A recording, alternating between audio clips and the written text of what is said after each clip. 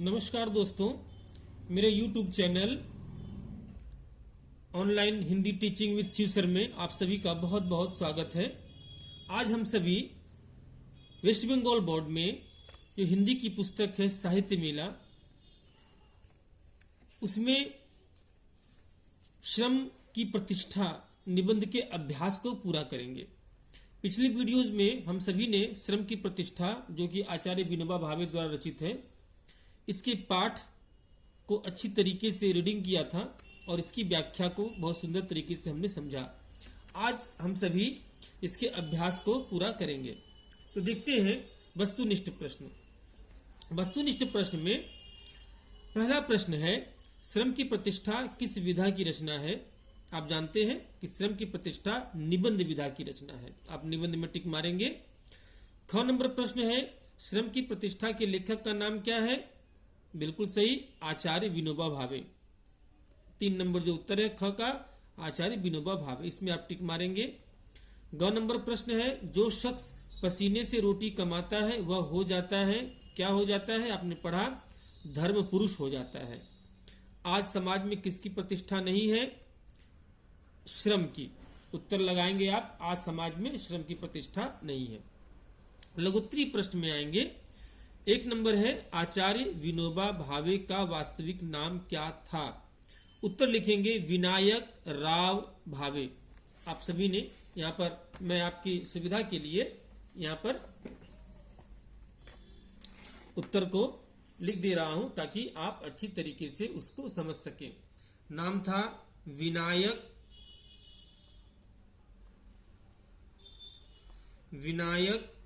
राव भावे। ध्यान से इसको लिखेंगे, स्पेलिंग गलती ना होने पाए, ठीक ना। उसके बाद प्रश्न है, आप देख रहे हैं, एक सेकेंड, हाँ ठीक, आप देख रहे हैं। उसके बाद 2 नंबर है, पृथ्वी का भार किसके मस्तक पर स्थित है? तो उत्तर लिखेंगे पृथ्वी का भार मजदूरों के मस्तक पर स्थित है। मैं कीवर्ड लिख रहा हूं ताकि आप स्पेलिंग ज्यादा गलती ना हो आपकी, आप उसको सुंदर तरीके से लिखेंगे। पृथ्वी का भार मजदूरों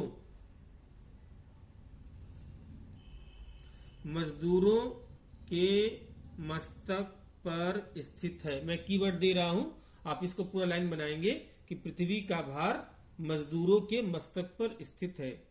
तीसरा प्रश्न है, किसने मजदूरों को कर्मयोगी कहा है? तो भगवान ने। किताब में जो लाइन है उसके अनुसार भगवान ने, इसीलिए आप वही लिखेंगे, भगवान ने मजदूरों को कर्मयोगी कहा है। कौन सा शख्स, चौथा प्रश्न है, कौन सा शख्स धर्म पुरुष हो जाता है? तो उत्तर लिखेंगे, जो शख्स पसीने से रोटी कमाता है। जो शख्स पसीने से रोटी कमाता है वह धर्म पुरुष हो जाता है। इस तरह से आप पूरे उत्तर को लिखेंगे। जो शख्स पसीने से रोटी कमाता है वह धर्म पुरुष हो जाता है। 5वां प्रश्न है, अपने समाज में किसकी प्रतिष्ठा नहीं है? उत्तर लिखेंगे श्रम की, यानी अपने समाज में श्रम की प्रतिष्ठा नहीं है। आप उत्तर पूरा लिखेंगे, ठीक है। अगला प्रश्न है बोधमूलक प्रश्न। बोधमूलक प्रश्न में अक्सर 2 या 3 लाइन के उत्तर दिए जाते हैं। 1 नंबर प्रश्न है, धर्म पुरुष किसे कहा जाता है? आपने पढ़ा है, आप उत्तर लिखिए। मैं इसको बोल रहा हूं, आप वीडियो पॉज कर करके आप उत्तर को सुंदर तरीके से लिखेंगे। धर्म पुरुष किसे कहा जाता है?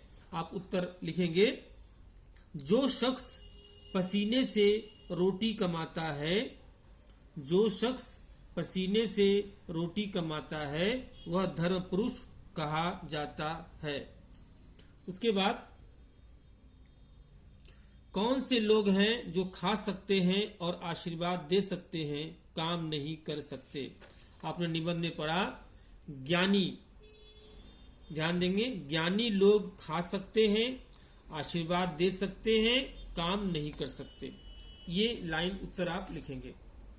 उसके बाद है, श्रम की प्रतिष्ठा निबंध का सारांश लिखिए। सारांश का मतलब होता है पूरी निबंध जो आप पढ़ रहे हैं उस निबंध का बहुत शॉर्ट समरी की एक मूल बात किसमें क्या कही गई, उसकी समरी क्या कही गई, आप उसको लिखेंगे। सारांश किताब में जो इस तरह दिया हुआ है ये असल में सारांश ही दिया हुआ है। मैं इसको पढ़ रहा हूं, आप इसको एज यूजुअल उसी तरह से आप अपनी कॉपी में लिखेंगे कि श्रम की प्रतिष्ठा का सारांश, हेडिंग देंगे। श्रम की प्रतिष्ठा आचार्य जी का एक महत्वपूर्ण निबंध है जिसमें उन्होंने प्रत्येक व्यक्ति को कुछ न कुछ श्रम करते रहने की ओर प्रेरित करना चाहा है। उनका विचार है कि हमारे देश में स्वयं को संपन्न व बौद्धिक समझने वाले नागरिक श्रम से बचते हैं। यहाँ श्रम करने वाले को निम्न श्रेणी का माना जाता रहा है, परंतु श्रम करने वाला सदैव महत्तर होता है। महत्तर माने बड़ा, मैंने समझाया था। वे श्रमिक को शेष नाग सिद्ध करते हुए उसकी महत्वपूर्ण भूमिका व उत्तरदायित्व को संकेतित करते हैं। जो श्रम करते हैं वे अपने जीवन में पाप से दूर रहते हैं। उन्होंने रामायण में से सीता जी तथा महाभारत में से भगवान श्री कृष्ण का उदाहरण देकर श्रम के महत्व को स्थापित किया है। ये आपका पूरी निबंध की समरी हो गई। अगला प्रश्न है 4 नंबर, श्रम की प्रतिष्ठा निबंध से क्या प्रेरणा मिलती है। उत्तर लिखेंगे, मैं आपको बोल रहा हूं, आप वीडियो पॉज करते हुए उत्तर को सुंदर राइटिंग में अपनी कॉपी में लिखेंगे कि श्रम की प्रतिष्ठा निबंध आचार्य विनोबा भावे का बहुत ही महत्वपूर्ण निबंध है। बहुत ही महत्वपूर्ण निबंध है जिसमें उन्होंने जीवन में सदैव श्रम को महत्वपूर्ण स्थान दिया है। जीवन में सदैव श्रम को महत्वपूर्ण स्थान दिया है। उनके अनुसार जो व्यक्ति अपने जीवन में श्रम करता है वह हमेशा धर्म पुरुष के समान हो जाता है। जीवन में श्रम हमें चरित्र निर्माण में भी मदद देता है। बस यही 4-5 लाइन आप इस तरह से लिखेंगे। 5 नंबर प्रश्न है, लेकिन सिर्फ कम कर्म करने से कोई कर्मयोगी नहीं होता। इसके रचनाकार का नाम बताते हुए पंक्तियों का आशय स्पष्ट कीजिए। तो लिखेंगे इसके रचनाकार, इस पंक्ति की रचनाकार आचार्य विनोबा भावे जी हैं। इस पंक्ति की रचनाकार आचार्य विनोबा भावे जी हैं। क्या पूछा गया? पंक्तियों का आशय स्पष्ट कीजिए। तो लिखेंगे आचार्य विनोबा भावे, ऐसे लिखेंगे पूरा उत्तर कि इस पंक्ति की रचनाकार आचार्य विनोबा भावे जी हैं। इन पंक्तियों में आचार्य विनोबा भावे जी ने बताया है कि केवल कर्म करने से ही कर्मयोगी कोई नहीं होता, बल्कि कर्म की भावना भी हमारे अंदर होनी चाहिए। यानी अगर कर्म के प्रति हमारी भावना, सोच बहुत अच्छी है तो निश्चित रूप से हम कर्मयोगी हैं। लेकिन हम जिस कर्म को कर रहे हैं अगर उसे हम हीन मानते हैं, उसे गलत मानते हैं, तो हम कर्मयोगी नहीं हो सकते। इस चीज को उत्तर में आप सुंदर तरीके से लिखिएगा। अब आते हैं अभ्यास के अगले पड़ाव में, यानी विचार और, ध्यान देंगे, विचार और कल्पना। 1 नंबर में है, शरीर श्रम से हमारे जीवन को कठिनाइयां मुक्त रखते हैं। कौन कौन? किसान, मजदूर, मेहतर। इनके योगदान के बारे में 5-5 वाक्य लिखिए। चलिए पहला हेडिंग दीजिए किसान। किसान पर लिखिए, नंबर लिखिए, किसान खेतों में काम करते हुए हमारे लिए अन्न उपजाता है। वह अपने परिश्रम से कच्ची जमीन को भी उर्वरा बना देता है। किसान कि मेहनत ही आज प्राणियों के खाद्य का आधार है। अगर इस धरती पर किसान अपना खून पसीना न बहाता तो हम सभी को भोजन नसीब नहीं होता। ये किसान की बात। अब आएंगे मजदूर। मजदूर हेडिंग लिखेंगे। मजदूर पर 5 लाइन में बोल रहा हूं, आप उसको लिखेंगे। मजदूर हमारे कल कारखानों में मजदूरी करते हैं, पूर्ण विराम। वे हमारी आवश्यकताओं की पूर्ति के लिए अपना खून पसीना एक कर देते हैं, पूर्ण विराम। जो मजदूर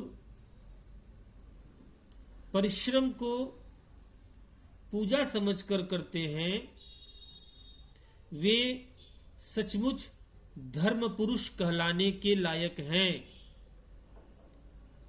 खड़ी पाई। मजदूरों ने ही इस दुनिया में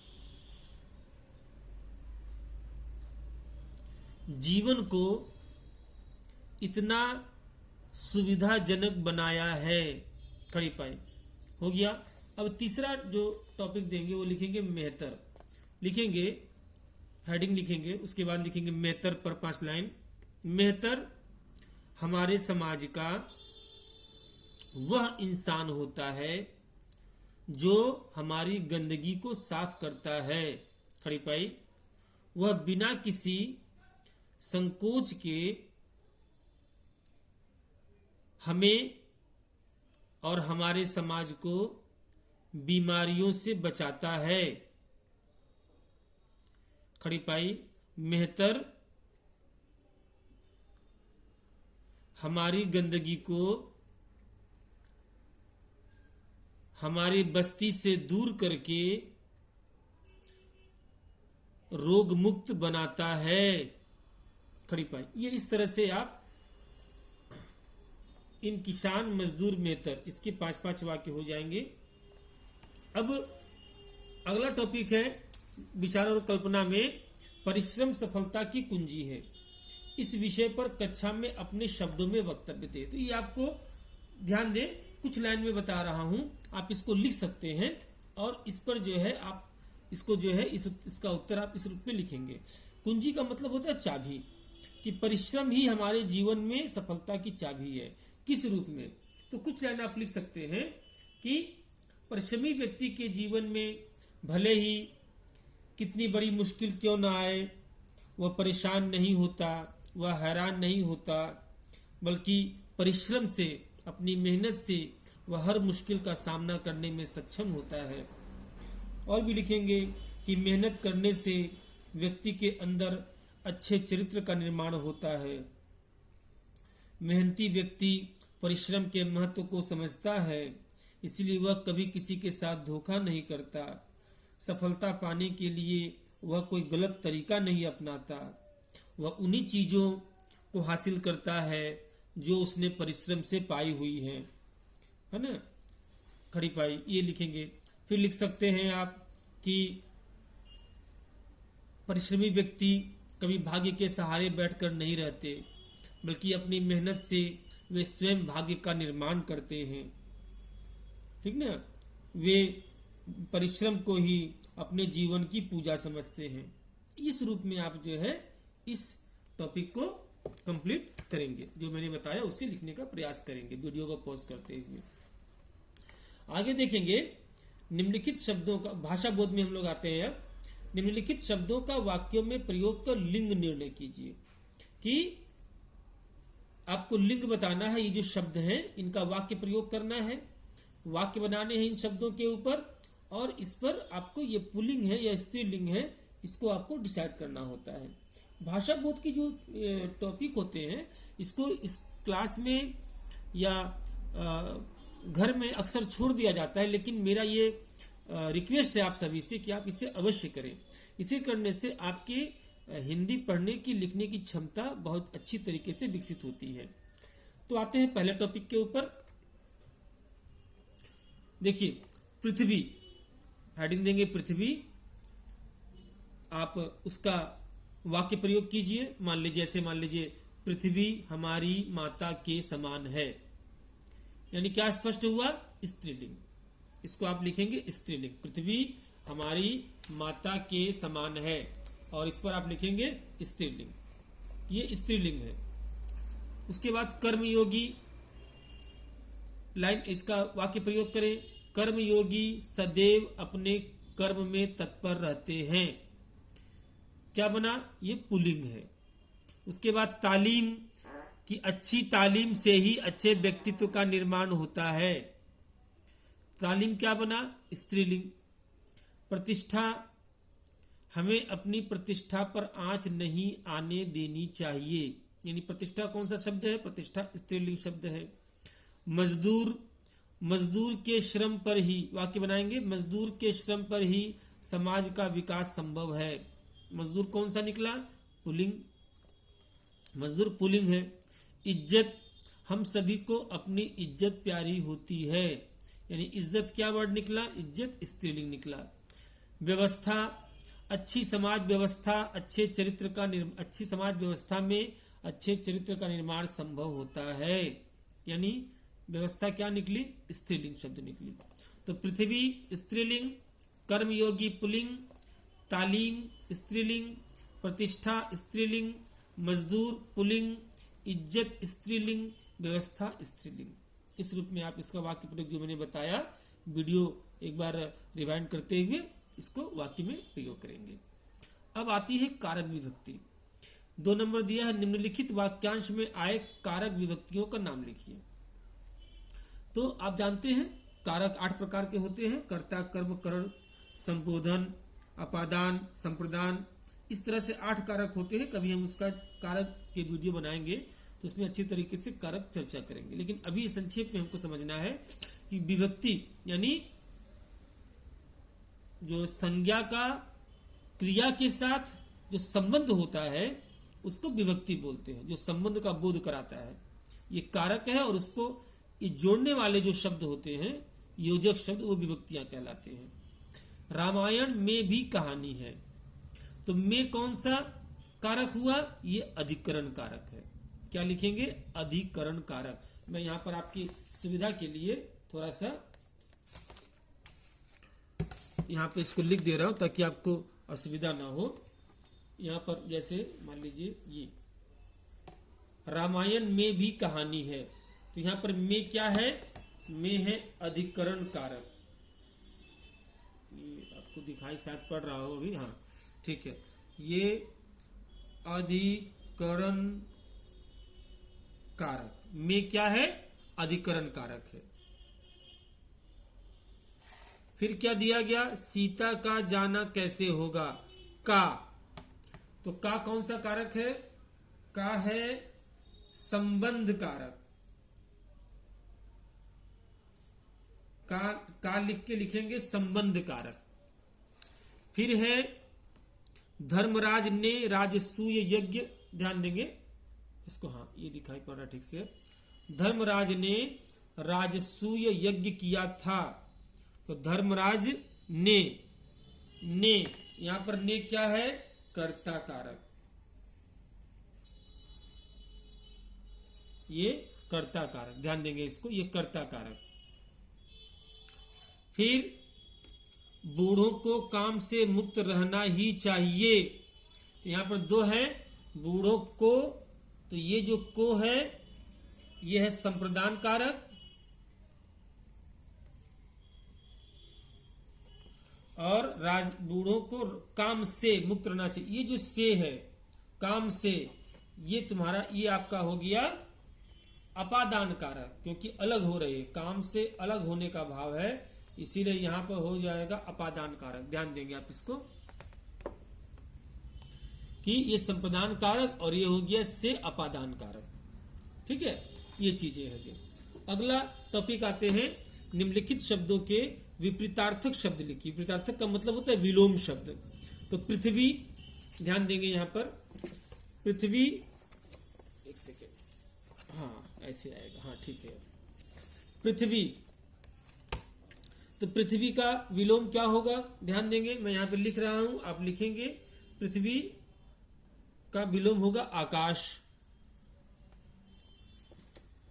हाँ, पृथ्वी का विलोम क्या होगा, आकाश। पाप का विलोम, पाप का विलोम होगा पुण्य। नालायक, नालायक का होगा लायक। विलोम का मतलब होता है उल्टा। जीवन, जीवन का विलोम होगा मृत्यु। उपकारी, उपकारी का विलोम होगा अपकारी। उचित, उचित का विलोम होगा अनुचित। अनुचित, ध्यान देंगे स्पेलिंग को अच्छी तरीके से, उचित का होगा अनुचित। और उसके बाद अंतिम वाला है नीच, तो नीच का होगा ऊंच, नीच का होगा ऊंच। इसी प्रकार अब आते हैं पर्यायवाची पर।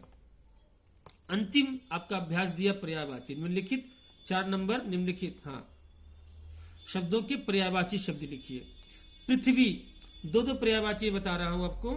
पृथ्वी, पृथ्वी का पर्यायवाची क्या होगा, 2 आप लिख सकते हैं, धरती और धरा, आप 2 लिख सकते हैं। उसके बाद क्या है, भगवान,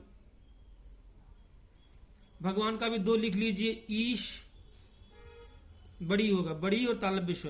और दूसरा लिख लीजिए परमात्मा।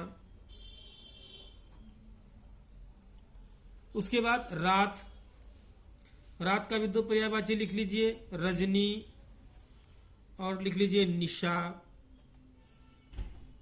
इसके बाद शरीर, शरीर का भी 2 पर्यायवाची लिख लीजिए, काया और तन। इसके बाद इज्जत, इज्जत का भी 2 पर्यायवाची लिख लीजिए, मान और सम्मान भी लिख सकते हैं, सम्मान, प्रतिष्ठा, प्रतिष्ठा भी कर सकते हैं, श्रम की प्रतिष्ठा में प्रतिष्ठा है ना, तो इज्जत का मान, सम्मान, प्रतिष्ठा, ये भी कर सकते हैं। तो इस रूप में आपका आज ये श्रम की प्रतिष्ठा निबंध का अभ्यास भाग आज आपका समाप्त होता है। और आशा है आप लोगों को बहुत ही आनंद आया होगा।